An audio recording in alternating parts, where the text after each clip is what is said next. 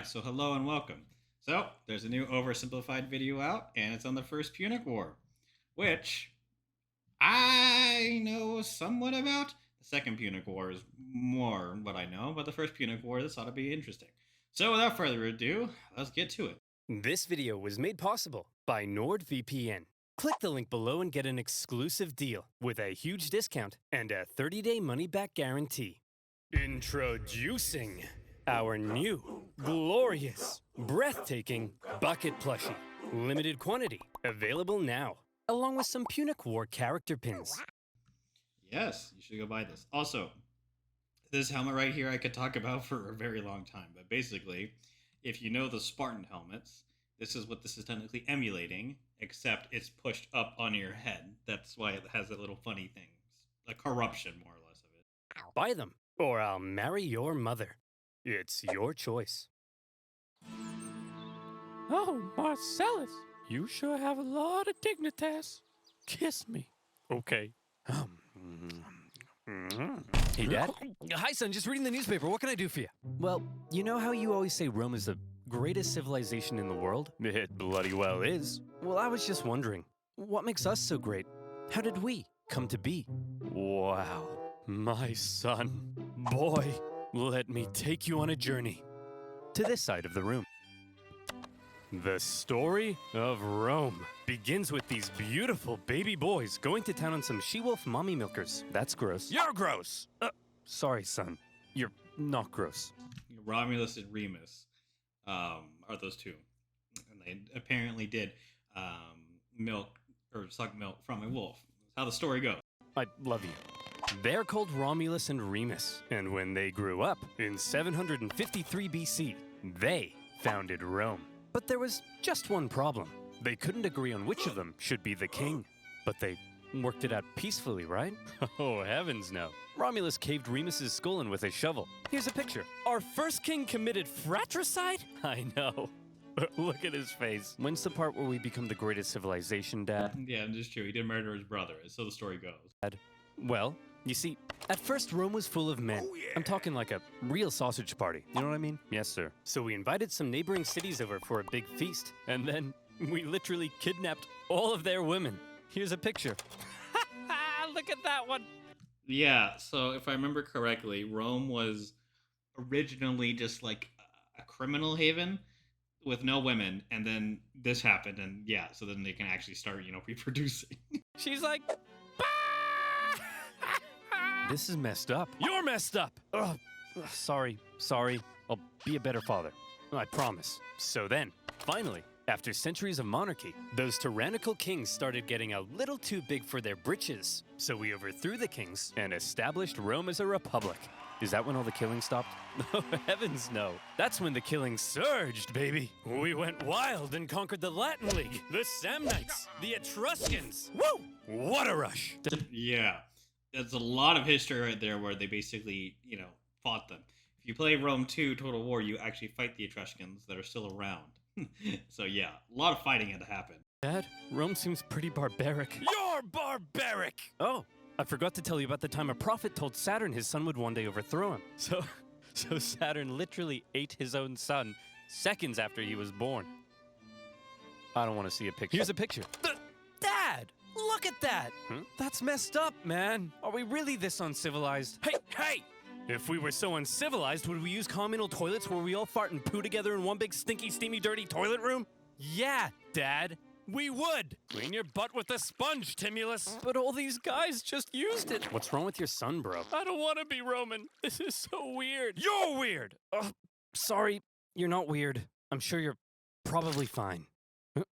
Yeah, and from all evidence that we have of this, the butt sponges were a thing. And also, if you use instruments, this is why we don't share them anymore. If you use instruments to wipe your butt with, if someone else has, you can get worms, and you can get a whole bunch of bacterial infections and die from it, which apparently is what happened, at least from what we can determine.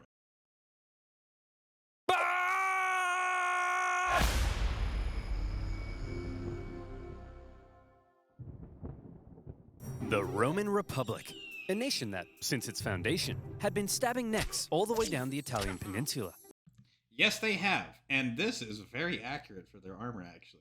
So, this little plate is literally, we have plate carriers today, which is exactly what the fuck they're wearing. Except it's a copper plate meant to stop you from getting stabbed in the center of the chest. That's it.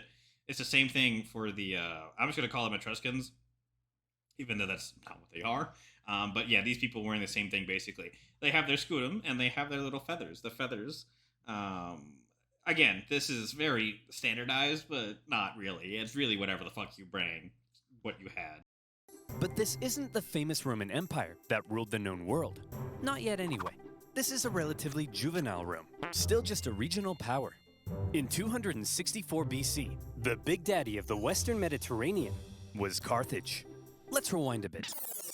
Carthage was founded in 814 BC, when some Phoenicians in Tyre had a mega surplus of goods and decided to export those goods across the Mediterranean.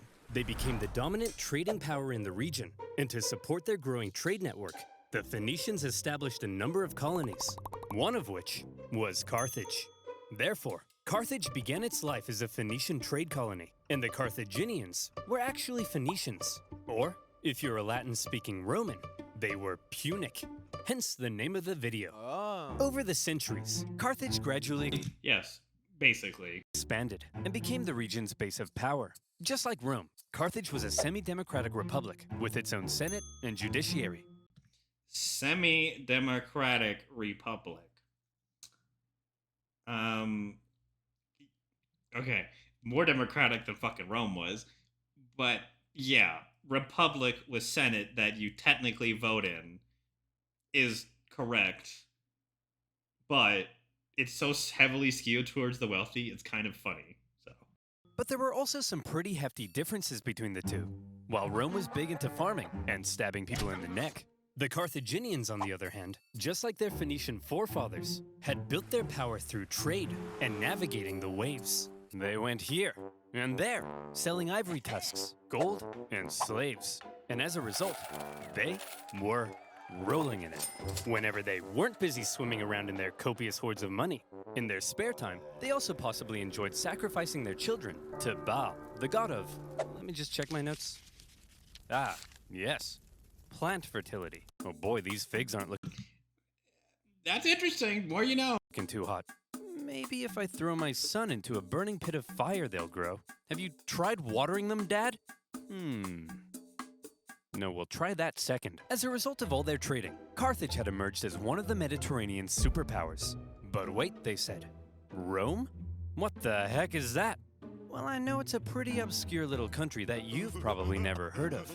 But this spunky young nation was about to upset the entire region's balance of power.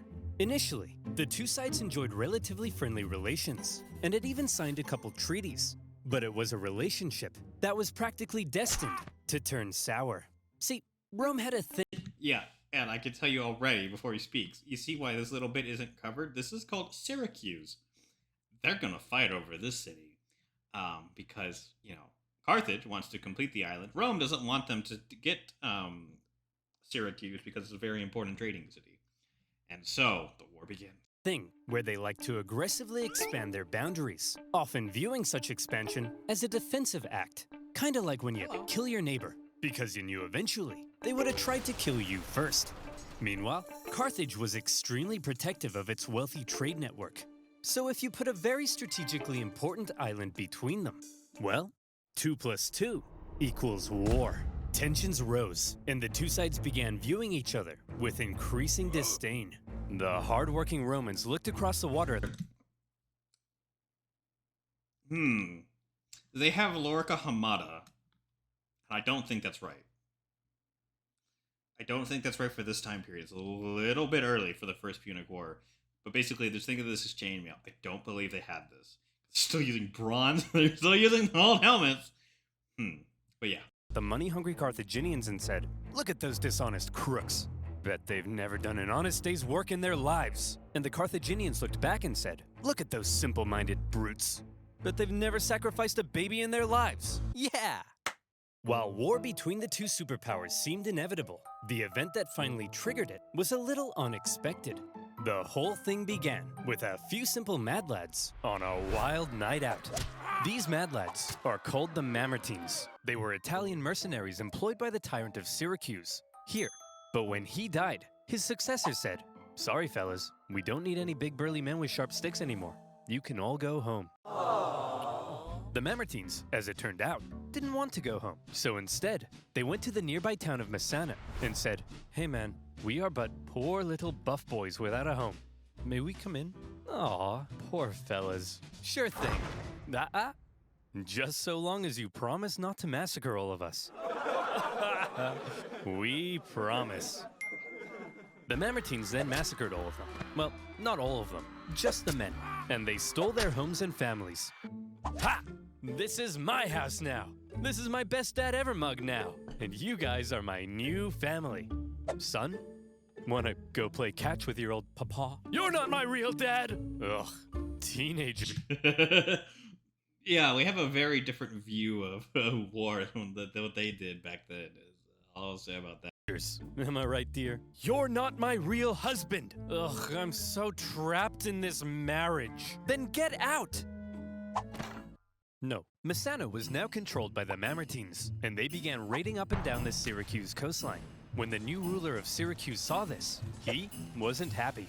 The Syracusans began fighting back, and in response, the Mamertines said, "Oh crap, they're fighting back? What do we do? Quick, we'll convince the Carthaginians to come and save us." Oh no! We're in trouble.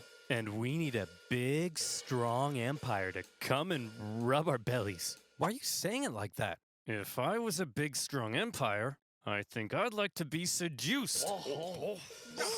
It was pretty good. See?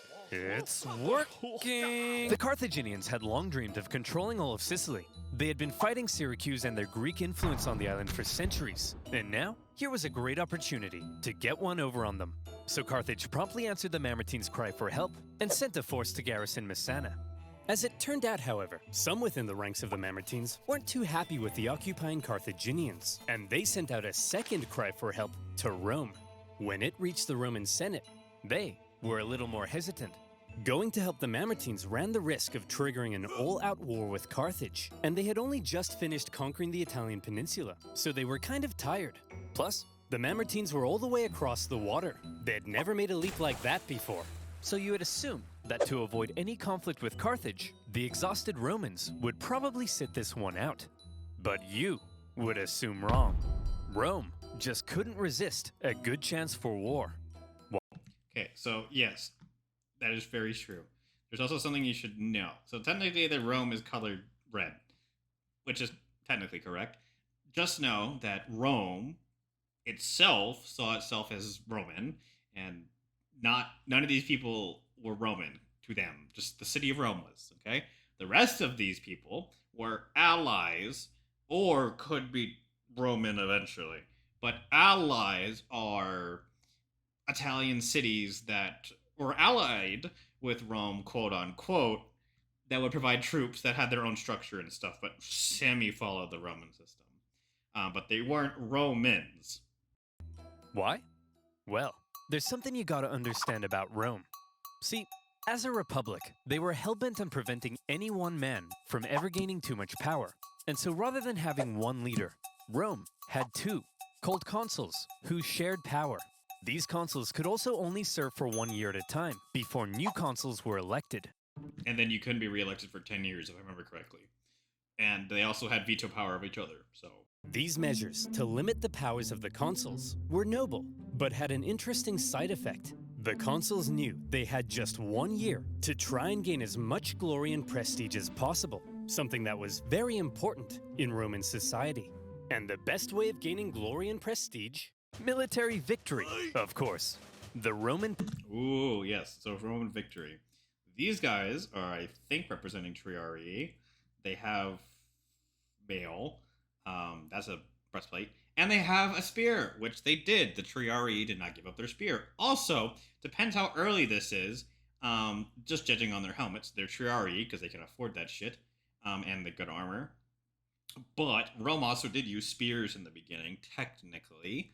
For the Hastati, Principe, and Triarii, which is their 3 lines of battle. The Hastati were the young guys, full of vigor, can't say the other word. And then the Principes were the more like middle-aged guys, like 30-something, and then 40-year-olds were the Triarii. The Triarii didn't give up the spears, but basically they all had spears in the beginning before they had the famous gladius. The Roman political system basically ended up encouraging these Let's take a look. Yes. So Roman politics were military intertwined. Yes. Senators were often military generals. Yes. Consuls of the armies. Yes. 2 consuls could be in the same army, and maybe they would take turns leading the army, which did happen and did fuck them. Consuls serve 1 year. Yes. And consuls have 1 year to crack as many skills as possible. Yeah. consuls to go out and be as aggressive as your Italian grandmother when you don't eat all the spaghetti. And so the glory-seeking consuls convinced the people to vote in favor of going to Messana. And in they went. Upon the arrival of the Romans, the Carthaginians in the city, amongst the confusion, were forced to leave. Now, in contrast to Roman aggression, the Carthaginian military had a slightly different philosophy. All right, kids, listen up. If you want to grow up to be Carthaginian military leaders, there's a few things you have to understand. If you fail to succeed on the battlefield, that's a crucifixion. Showing cowardice, that's a crucifixion. Hello, sir. What are you doing here? Aren't you meant to be in Messana? Yeah, but the Romans showed up. So you just left? Sure did. Oh, you better believe that's a crucifixion. The Roman consuls were awarded for victory, and therefore tended to be aggressive go-getters. By contrast, the Carthaginian generals were brutally punished for failure, and so they tended to be more cautious and restrained. This dynamic is helpful for understanding some of the crazy things that happened during the Punic Wars. Yes. Also, a lot of the Carthaginians didn't actually serve in the military. A lot of mercenaries did, but not a lot of Carthaginian citizens did. And this is important to remember because Carthage has Numidian cavalry, which are very good light cavalry people. They have a whole bunch of other mercenaries that work for them, okay, because they're very rich, but they don't usually fight. The Sacred Band is the exception there for their citizens. But usually they don't, there's not that many Carthaginians. But again, they do sometimes. And Rome basically trusted itself and its allies and didn't rely on mercenaries that much. So, the Romans have crossed over to Messana, and now there was some red on the island. Hit that panic button. This turn of events Yeah, pretty much. was unacceptable to both Carthage and Syracuse, so the traditional enemies teamed up to kick the Romans off their island.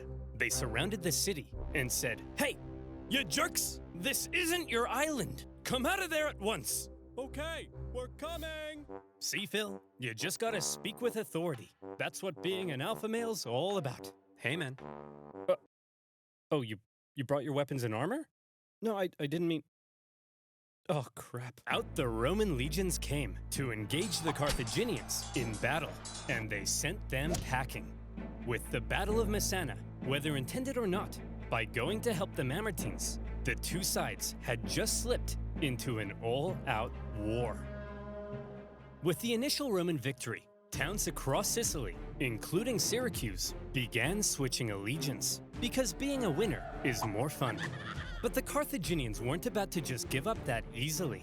In 262 BC, they began building up their forces at Agrigentum. So the Romans, being aggressive go-getters, aggressively go-got them. The Romans immediately laid siege, hoping to starve out the Carthaginian garrison. However, because this was the first time Rome had been fighting outside the Italian peninsula, across the water, they struggled to supply their forces, and before long, Yes, they didn't have a fucking navy, it didn't exist. This is probably a standard bearer, or it could be a uilite or velite, which is basically a very young man that has javelins and will go up to the enemy, throw them, and then run the fuck away. The Romans were as starving as the Carthaginians they were besieging. They had to forage for food, leaving them open to ambush. And when Carthaginian reinforcements arrived, creating a double siege, things got really bad. Yeah, Caesar was in a double siege in the Battle of Elysium? The German, where the German king had basically surrendered to him. That massive fucking battle. Everybody starved each other for months until nobody could take it anymore, and they all finally came out for battle, which Rome won. Here's the report from the recent siege at Agrigentum, sir. We killed 30,000 while only suffering 7,000 losses? That's amazing! We're the best! Yes, sir. Whoops, those are the wrong way around. What? We lost 30,000? We're the worst! But we won, right? Yes, sir. But we also got our asses kicked. Yes, sir. So are we the best or the worst? Yes, sir. Yeah, that's what is called a Pyrrhic victory. The Romans won at Agrigentum because they were aggressive go-getters, and they now began eyeing up the possibility of conquering the entire island. But they also suffered very heavy losses, and it was clear they couldn't sustain a campaign if they couldn't supply their troops. Here's the issue. Sicily was an island. Islands are surrounded by water. A strong navy would be vital for supplying troops and winning the war. Here was Carthage's navy, and here was Rome's.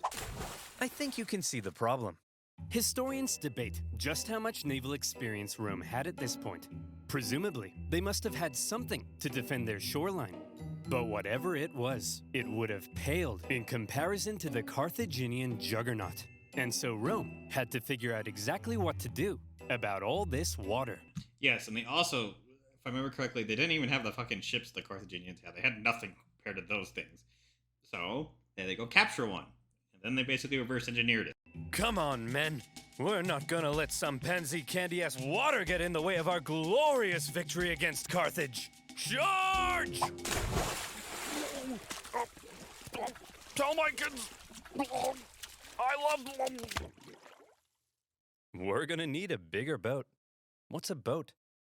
I don't know. If the Romans Yeah, a lot of there were basically very few fucking Romans that actually, were sailors because, Rome.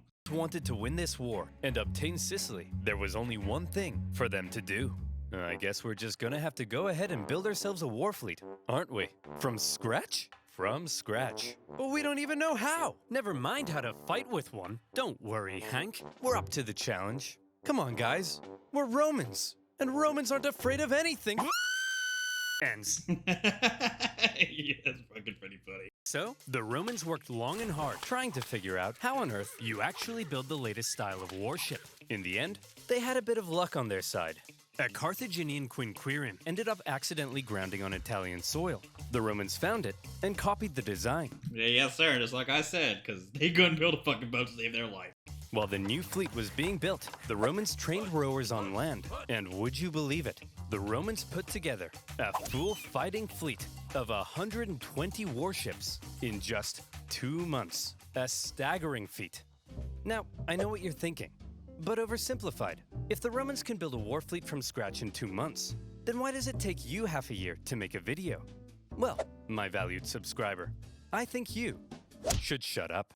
What the heck? How on earth did the Romans learn how to build a war fleet? This shouldn't be happening. From what I hear, they copied the design from us, sir. Well, how on earth did they get the blueprint, Carl? I don't know, sir. But I'll tell you what. If you're worried about people stealing your data, no, and you want to protect yourself from outside No threats, don't you dare. Then you, my friend, if you mention NordVPN, I'll scream. Should use NordVPN. Do you like corporations knowing everything about you and then selling your data to advertisers who convince you to buy things you don't need in an endless cycle over and over until you die? Me neither.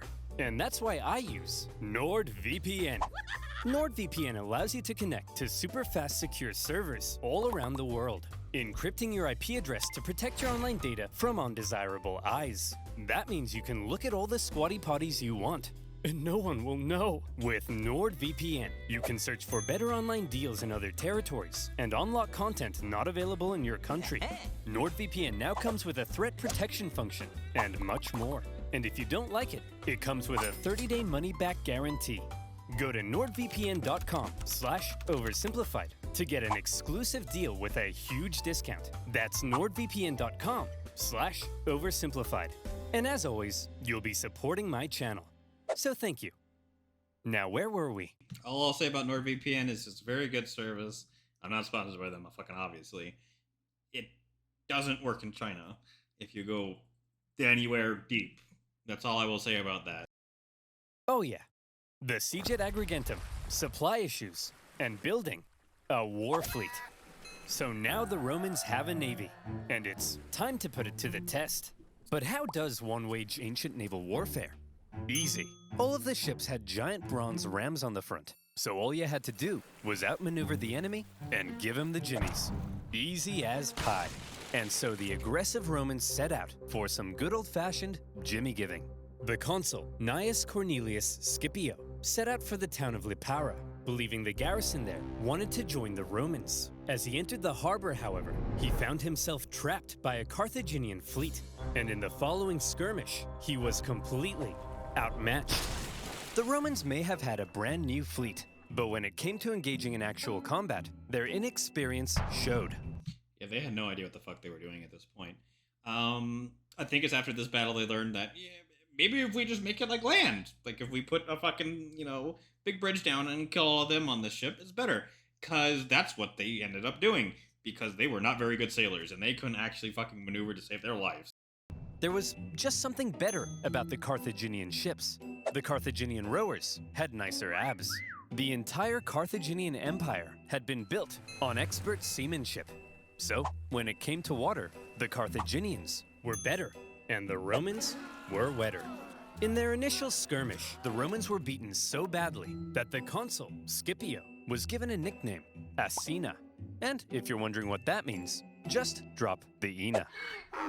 So what were the Romans to do? How could they possibly stand up to this Carthaginian superpower? Well, there's something you gotta understand about the Romans. Back when they found that Carthaginian ship and copied its design, that wasn't a one-off thing. Copying their enemies was as Roman as punishing murderers by sewing them into a leather pouch with a monkey, snake, and rooster, and then throwing them into a river, which is a thing they did. Yes, it is. And they were not at all so he's mentioning them copying everything. They weren't afraid to copy shit. If it was something was working, like chainmail, for example, from the Gauls, they had no problem fucking using it. The gladius was from actually Spain.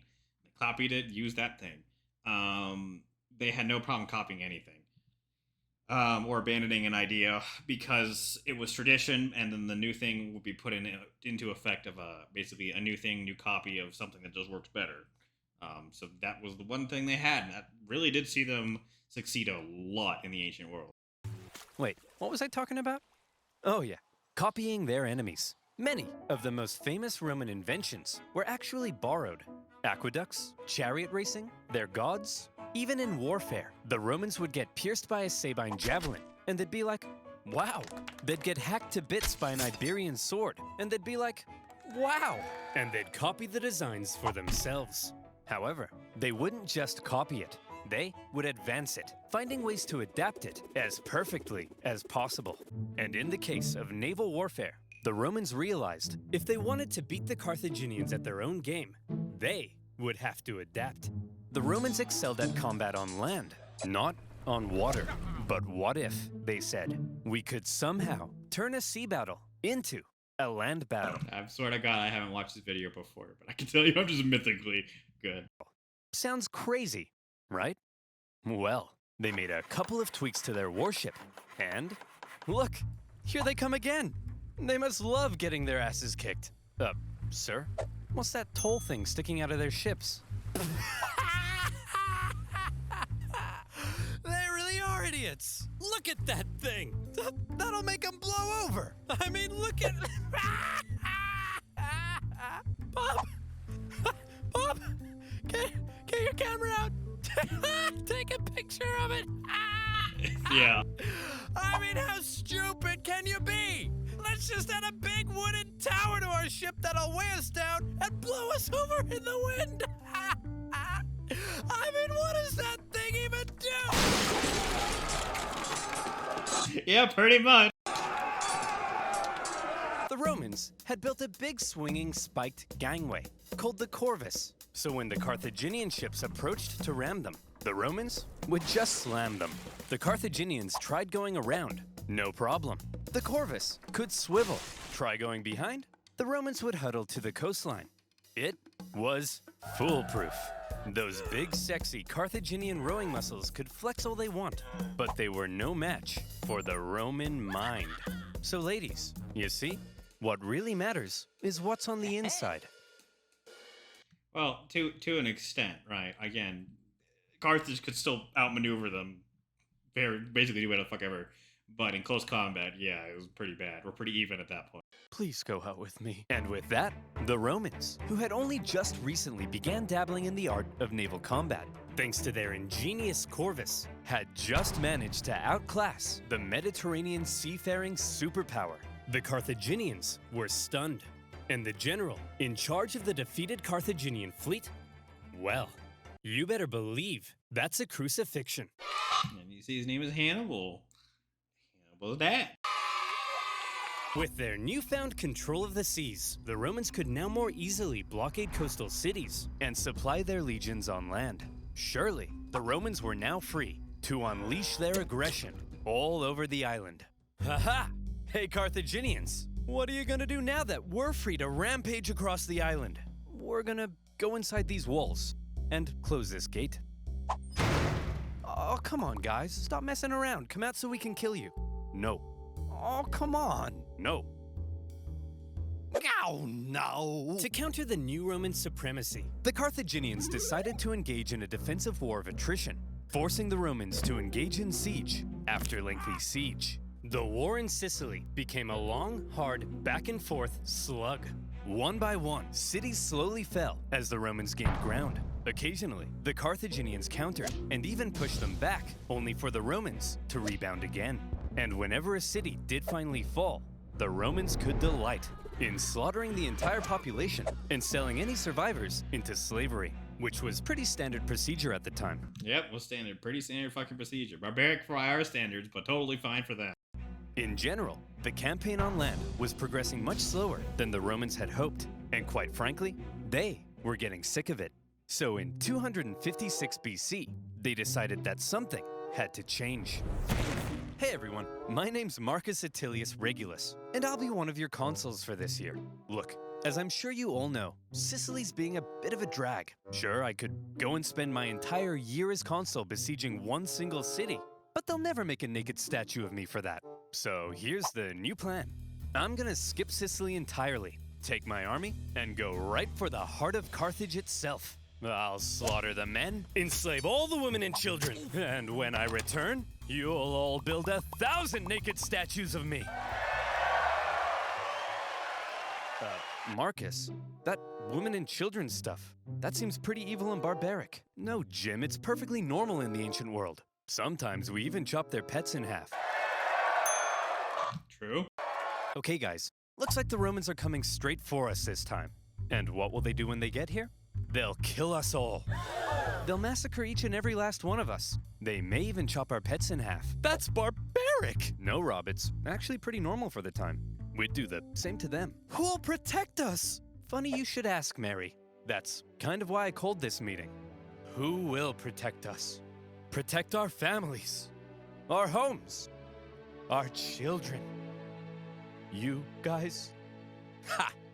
Don't make me laugh. Why, you're just a bunch of stupid and weak farmers. Simple-minded buffoons. Cowards. Fools.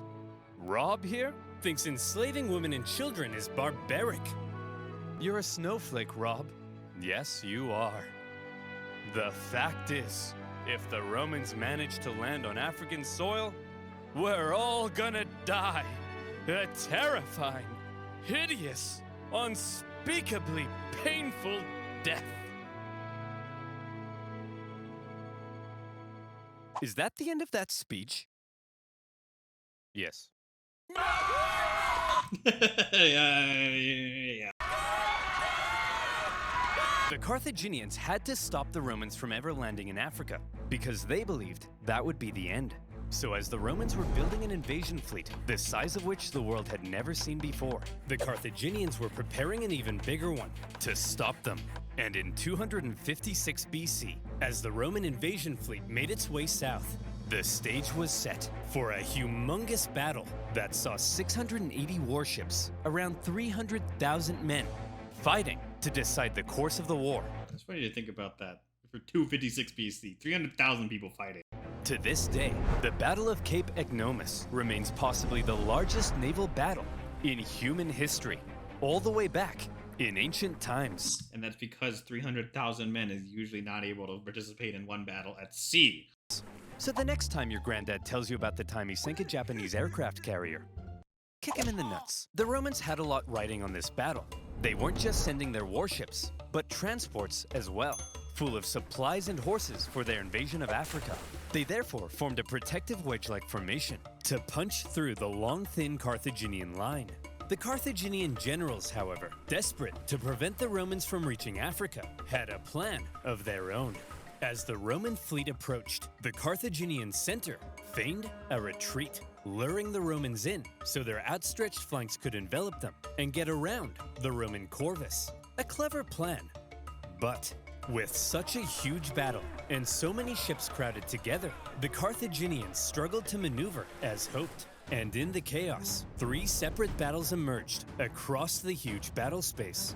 With the number of ships limiting their ability to maneuver, the Carthaginians became sitting ducks, and all the Romans had to do was start swinging.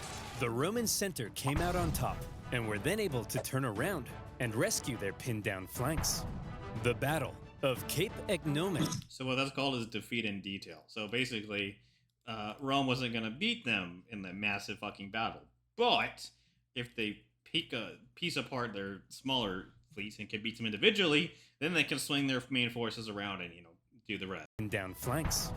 The Battle of Cape Egnomus was a Roman victory. So that's the end of that video. I hope you enjoyed my commentary for it. I actually really like OverSimplified. I think it's some good stuff they make. So, if you like this, leave a comment, leave a like. Otherwise, I will see you people next time for part 2.